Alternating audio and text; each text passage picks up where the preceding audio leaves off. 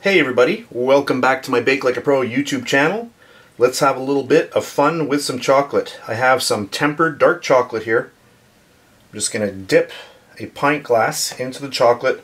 My chocolate at this point is around 30 degrees Celsius. That's 30 degrees. So you don't want it too hot, otherwise this technique doesn't work very well. And you can do this on a silicone mat or a little bit of plastic slash acetate, which is food safe.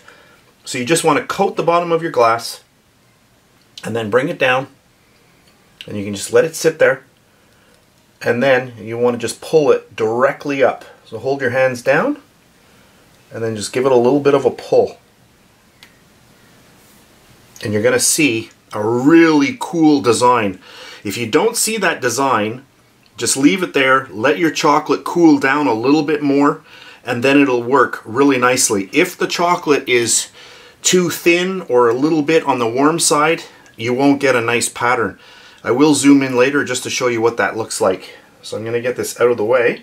So we'll just dip it again. Now if you're not, my chocolate is tempered. If your chocolate is not tempered, you can still do this. You just want to place your little tray into the fridge, for about 5 minutes, which will set up and harden your chocolate. So just like that, you want to just get that right in there like that.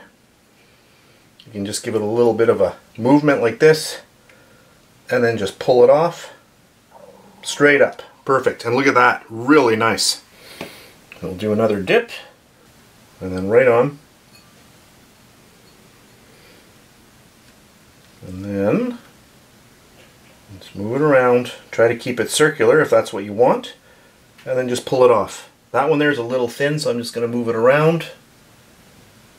Just fix it. You can just do this if you want as well.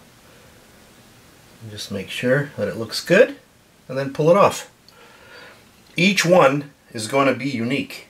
And if you use a smaller glass, you can do these and then use them as toppers for cupcakes. They are really nice. And somebody who doesn't know this technique, they are really going to be surprised and wonder how you made these, because they are pretty cool.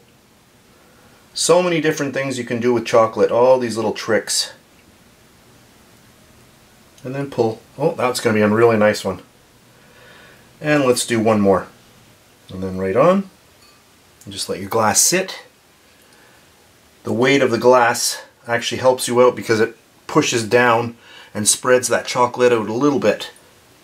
So just like that, and then move it around and give it a pull. And that one's really nice as well.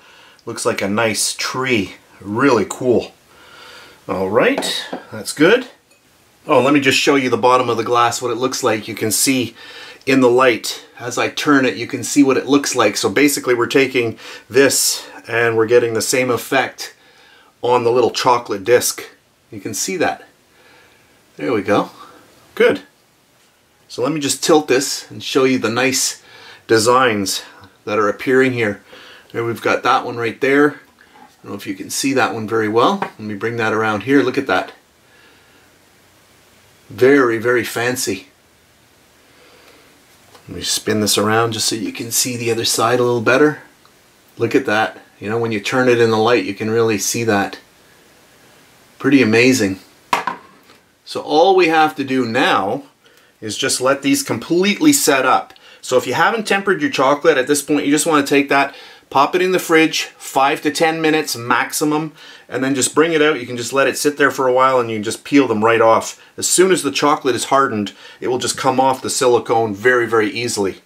So since my chocolate is tempered, I don't have to put this in the fridge. I'm just going to let this sit here for a little while, and then I'll come back later and I'll show you the final product. So here we are again. This is about an hour later, and I'm just going to show you how nice these are. So you can see just by going underneath and gently pushing with your finger underneath on the chocolate, you can see that these are just coming off. Look at this, these are paper thin.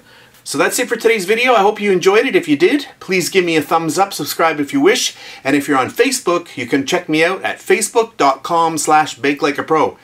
And if you're not a subscriber on YouTube, you can always check out all of my videos on Facebook. Everything that you see on YouTube is also on my Facebook page, Bake Like a Pro. So that's it for today, and I'll see you next time.